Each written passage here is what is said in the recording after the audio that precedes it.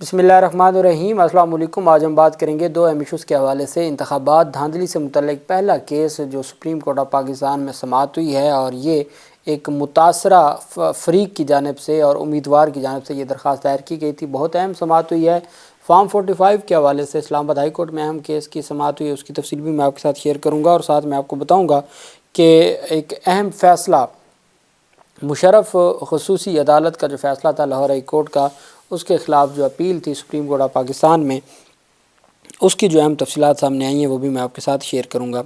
सबसे पहले तो मैं आपको बताता चलूं कि सुप्रीम कोर्ट के फ़ैसले से मुतल्लिक जो मुबारक सानी फ़ैसला था कादियानियों से मुतल्लिक, उसमें इस्लामी नज़रियाती कौंसिल की जानिब से स्टेटमेंट सामने आ गई है। इस्लामी नज़रियाती कौंसिल के चेयरमैन किबला अयाज ने कहा है कि सुप्रीम कोर्ट ने शहरी की ज़मानत के फ़ैसले में कादियानियों से मुतल्लिक दी गई मुबहम शिक्कों की निशानदही करते हुए फ़ैसले को जामे बनाने के लिए तजावीज़ पेश कर दी हैं। इस्लामाबाद में इस्लामी नज़रियाती कौंसिल के इजलास के बाद चेयरमैन किबला अयाज ने प्रेस कॉन्फ्रेंस में कहा कि कादियानियों के हवाले से सुप्रीम कोर्ट के हालिया फ़ैसले का कौंसिल के इजलास में जायज़ा लिया गया। उन्होंने कहा कि कौंसिल ने फ़ैसले की इन शिक्कों की निशानदही की है जिनसे अबहाम पैदा हुआ, और कौंसिल ने फ़ैसले को जामिया बनाने के लिए तजावीज़ भी पेश कर दी हैं और ये तजावीज़ सुप्रीम कोर्ट में पेश कर दी जाएंगी। किबला अयाज का कहना था कि यह फ़ैसला रिव्यू पिटीशन के बाद इस्लामी नज़रियाती कौंसिल को राय के लिए भेजा गया था। कौंसिल ने फ़ैसले के इन शिक्कों की निशानदही की जिनसे अबहाम पैदा हुआ। सहाफ़ी की जानिब से सवाल किया गया कि जिस अबहाम की निशानदही हो गई है वो क्या है, जिस पर चेयरमैन इस्लामी नज़रियाती कौंसिल ने कहा कि तफसील से जायज़ा लिया गया और जस्टिस ज़हीर के फ़ैसले के साथ मिलाकर सुप्रीम कोर्ट के फ़ैसले को देखा जाना चाहिए। किबला अयाज ने कहा कि सुप्रीम कोर्ट के फ़ैसले में आयात का हवाला दिया गया, हवाला बरमहल नहीं है कि उनका आपस में कोई जोड़ नहीं था। चेयरमैन नज़रियाती कौंसिल का कहना था कि ये इस कौंसिल का आखिरी इजलास था, 12 अरकान की रुकनीत ख़त्म हो रही है। कौंसिल ने अपने आखिरी इजलास में कादियानियों के बारे में सुप्रीम कोर्ट के फ़ैसले का जायज़ा लिया। किबला अयाज ने प्रेस कॉन्फ्रेंस के दौरान कहा कि कौंसिल ने निगरान वज़ीर आज़म अनवार उल हक काकड़ के ख़त के जवाब में हुकूमत को गिलगित बल्तिस्तान में अमन व अमान के हवाले से तजावीज़ भी दी हैं। उनका कहना था कि गिलगित बल्तिस्तान में अमन व अमान यकीनी बनाने के लिए एक मौसर उलमा बोर्ड तश्कील दिया जाए और ये उलमा बोर्ड मुस्तकिल तौर पर अपना काम जारी रखे। और उनकी जानिब से कहा गया कि जो सुप्रीम कोर्ट को हमने तजावीज़ दी हैं वो हमने रिटन दे दी हैं, और सुप्रीम कोर्ट ऑफ पाकिस्तान इन सारी चीज़ों को, चूँकि लास्ट डेट ऑफ हेयरिंग पे जो निगरान पंजाब हुकूमत की रिव्यू पिटीशन पर सुप्रीम कोर्ट ऑफ पाकिस्तान ने मुख्तलिफ़ उलमा कराम को भी और मुख्तलिफ़ इदारों से भी राय मांगी थी, तो वो राय भी आ जाएगी, इस्लामी नज़रियाती कौंसिल की राय भी आ जाएगी। सुप्रीम कोर्ट ने पहले ही बड़े खुले दिल से ये कहा था, चूँकि ये बहुत सेंसिटिव मामला है, तो सुप्रीम कोर्ट ने ये कहा था और चीफ जस्टिस काजी फाजीसा साहब ने कि हम इस मामले को देखेंगे और अगर इस्लाह की ज़रूरत हुई तो हम तैयार हैं। तो ये रिव्यू इस केस में और इस फ़ैसले में आ जाएगा इंशाअल्लाह। जुल्फ़िकार अली भुट्टो रेफरेंस में 45 साल के बाद सुप्रीम कोर्ट ऑफ पाकिस्तान कल अपनी ओपिनियन देने जा रही है, राय देने जा रही है कि 45 साल पहले उस वक्त की अदालतों का फ़ैसला दुरुस्त था या नहीं था। ये राय देने के लिए काज लिस्ट जारी कर दी गई है और कल 6 मार्च को फ़ैसला सुनाया जाएगा। चीफ जस्टिस काजी फाजीसा की सरबराही में 9 रुकनी लार्जर बेंच ने समाअत मुकम्मल होने पर 4 मार्च को राय महफूज की थी। 2011 में ये रेफरेंस दायर किया गया था और 2011 के बाद अब आके इसके ऊपर समाअत हुई है और अदालत ने फ़ैसला महफूज किया था।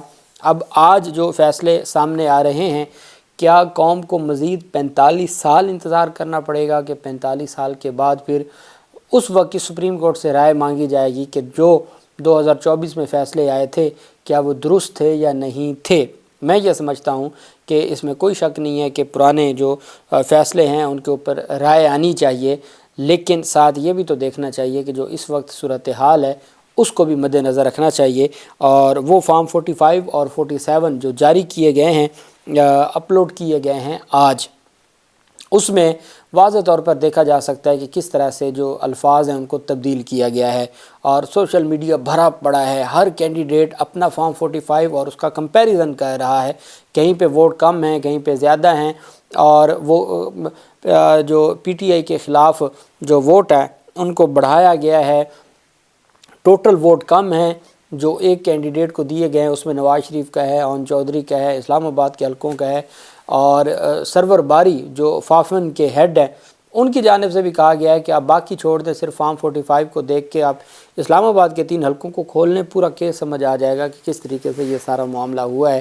تو یہ ایک بہت بڑی بات ہے، چونکہ جمہوریت ملک میں جمہوری جو معاملات ہیں ان کو سنبھالنے کے لیے ہماری عدلیہ کی ذمہ داری بنتی ہے کہ وہ سارے معاملے کو دیکھے۔ مشرف کیس کے حوالے سے جسٹس منصور علی شاہ صاحب نے ججمنٹ لکھی ہے، اور یہ وہ فیصلہ ہے جو اس وقت جسٹس مظاہر نقوی صاحب کی سربراہی میں 3 رکنی بینچ تھا، لاہور ہائی کورٹ کا 3 رکنی بینچ نے مشرف فیصلہ دینے والی جو خصوصی عدالت تھی اس کو، جو سزائے موت کا فیصلہ دینے والی خصوصی عدالت تھی، اس کو کالعدم قرار دیا تھا۔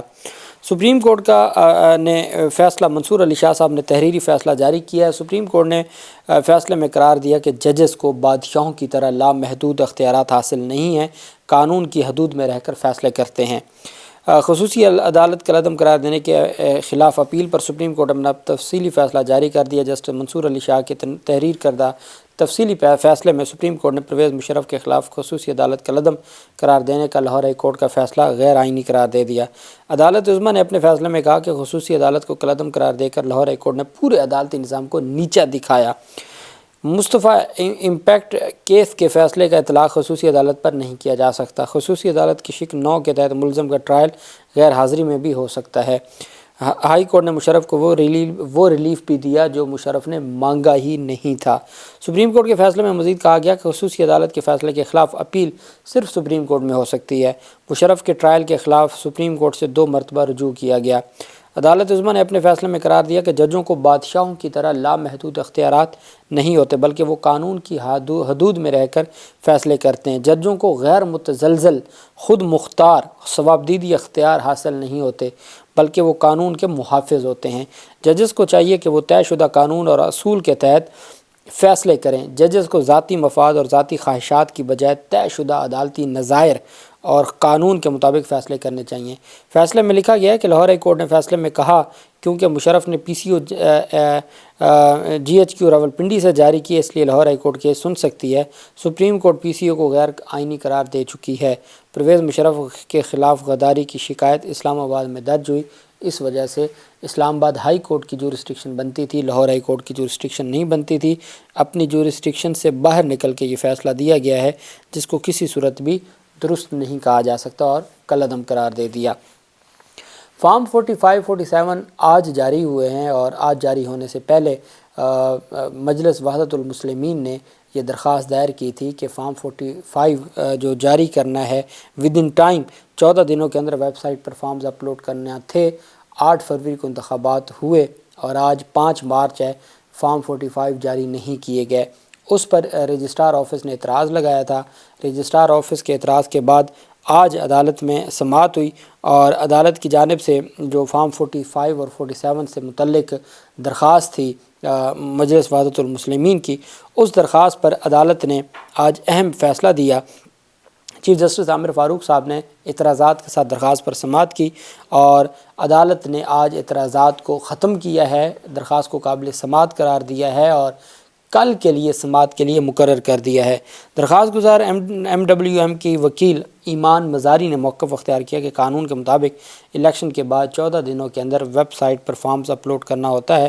چیف جسٹس عامر فاروق نے کہا کہ پہلے اعتراض دور کر لیتے ہیں، پھر دیکھتے ہیں۔ ایم ڈبلیو ایم کی جانب سے وکلاء ایمان مزاری اور عبدالہادی چٹھا پیش ہوئے۔ عدالت نے کیس کی سماعت کل تک کے لیے ملتوی کر دی۔ اب چونکہ آج فارم 45 جاری ہو گئے ہیں، اب تو یہ ایک نیا پنڈورا باکس کھل گیا ہے، اور فارم 45 کا معاملہ چونکہ ہمارے اداروں کی جانب سے بھی کہا گیا ہے کہ اگر کسی کو شکایات ہیں تو وہ متعلقہ فورمز پر جائیں۔ آج سپریم کورٹ آف پاکستان کا جس کیس کا حوالہ میں ابھی سماعت کا حوالہ آپ کے سامنے شیئر کرنے جا رہا ہوں، تو اس میں بھی جو عدالت کی جانب سے یہی کہا گیا کہ آپ متعلقہ فورمز پر جائیں۔ تو اب متعلقہ فورمز کی مثال ایسے ہے کہ لاہور ہائی کورٹ کے صرف 2 ججز ہیں اور سینکڑوں اپیلیں ہیں۔ 2 ججز سینکڑوں اپیلیں کیسے سنیں گے؟ یہ ایک بہت بڑا سوالیہ نشان ہے، اور میں امید کرتا ہوں کہ جو نئے چیف جسٹس ہیں، جو ملک شہزاد صاحب لاہور ہائی کورٹ کے چیف جسٹس، وہ انشاءاللہ 9 رکنی جو 9 ججز پر مشتمل 9 الگ الگ ٹرائبونل قائم کریں گے تاکہ اپیلیں جلد سماعت کے لیے مقرر ہوں۔ ابھی تک تو ٹرائبونل نے کام شروع ہی نہیں کیا۔ تو اب دیکھنا یہ ہے کہ یہ سارا معاملہ کس طرف جاتا ہے۔ سپریم کورٹ میں بلوچستان اسمبلی کے حلقے 7 زیارت سے خلیل الرحمان جو جمعیت علماء اسلام فے کے ممبر تھے، انہوں نے 11 پولنگ سٹیشنز پر دوبارہ پولنگ کے فیصلے کے خلاف درخواست پر سماعت ہوئی۔ عدالت نے الیکشن کمیشن کے فیصلے کے خلاف اپیل کو مسترد کر دیا۔ 11 پولنگ سٹیشنز پر ووٹنگ کے بعد مسلم لیگ نون کے نور محمد 2828 ووٹ سے کامیاب ہوئے۔ الیکشن کمیشن کے فیصلے کے خلاف اپیل کی چیف جسٹس قاضی فیض صاحب کی سربراہی میں 3 رکنی بینچ نے سماعت کی۔ چیف جسٹس نے ریمارکس دیے کہ جب تک الیکشن کمیشن کا کوئی غیر قانونی یا غیر آئینی عمل نہیں بتائیں گے ہم مداخلت نہیں کریں گے۔ 11 پولنگ سٹیشنز پر فائرنگ ہوئی، ایک شخص قتل ہوا۔ چیف جسٹس قاضی فیض صاحب کا کہنا تھا کہ الیکشن کمیشن کے فیصلے میں آئین کی کہاں خلاف ورزی ہوئی ہے۔ وکیل درخواست گزار کا کہنا تھا کہ الیکشن کمیشن نے انکوائری نہیں کی۔ چیف جسٹس قاضی فیض صاحب نے ریمارک دیا کہ اگر نتائج سے کوئی مسئلہ ہے تو متعلقہ فورم پر جائیں۔ وکیل درخواست گزار نے کہا کہ پہلے انتخابات خلیل الرحمان جیتے تھے جو جمعیت علماء اسلام فے کے تھے۔ جسٹس محمد علی مظہر نے پوچھا کہ کیا الیکشن میں کوئی دھاندلی ہوئی ہے؟ جسٹس محمد علی مظہر صاحب کا سوال تھا کہ کیا الیکشن میں کوئی دھاندلی ہوئی ہے؟ آج ایسا ہی سوال ایک چیف جسٹس عامر فاروق صاحب نے پوچھا کہ کیا پاکستان میں ٹویٹر بند ہے، ایکس بند ہے؟ یہاں بھی پوچھا گیا کہ کیا الیکشن میں کوئی دھاندلی ہوئی ہے؟ وکیل درخواست گزار نے کہا کہ جی الیکشن میں دھاندلی ہوئی ہے۔ جسٹس محمد علی مظہر صاحب نے کہا کہ اگر دھاندلی ہوئی ہے تو متعلقہ فورم پر اپنا مقدمہ ثابت کریں۔ متعلقہ فورم کون سا؟ ٹرائبونل، کہ متعلقہ فورم پر اپنا مقدمہ ثابت کریں۔ چیف جسٹس نے کہا آئین بڑا واضح ہے، الیکشن کمیشن ایک آئینی ادارہ ہے، اس کا احترام کریں، پوری قوم کو جو احترام کرنا چاہیے الیکشن کمیشن کا۔ چیف جسٹس نے فرمایا کہ الیکشن کمیشن ایک آئینی ادارہ ہے اور اس کا احترام کریں، آئین و قانون کی خلاف ورزی نہ ہو تو ہم مداخلت نہیں کریں گے، اور عدالت نے ان کی درخواست کو، اپیل کو، الیکشن کمیشن کے فیصلے کے خلاف اپیل کو خارج کر دیا۔ جمعیت علماء اسلام فے کے امیدوار جیتے ہوئے تھے اور پھر اس کے بعد 11 پولنگ سٹیشنز پر دوبارہ الیکشن کا حکم دیا۔ دوبارہ الیکشن میں پھر مسلم لیگ نون کے امیدوار جیت گئے اور الیکشن کمیشن نے بھی درخواست خارج کی، اور اب ان کے فیصلے کے خلاف سپریم کورٹ آف پاکستان نے بھی فرمایا ہے کہ الیکشن کمیشن ایک آئینی ادارہ ہے، اس کا احترام کریں، اور جب تک کوئی آئین کی خلاف ورزی نہیں ہوگی ہم مداخلت نہیں کریں گے۔ اللہ پاک پاکستان کا حامی و ناصر ہو۔ بہت شکریہ۔ اللہ حافظ۔ پاکستان زندہ باد۔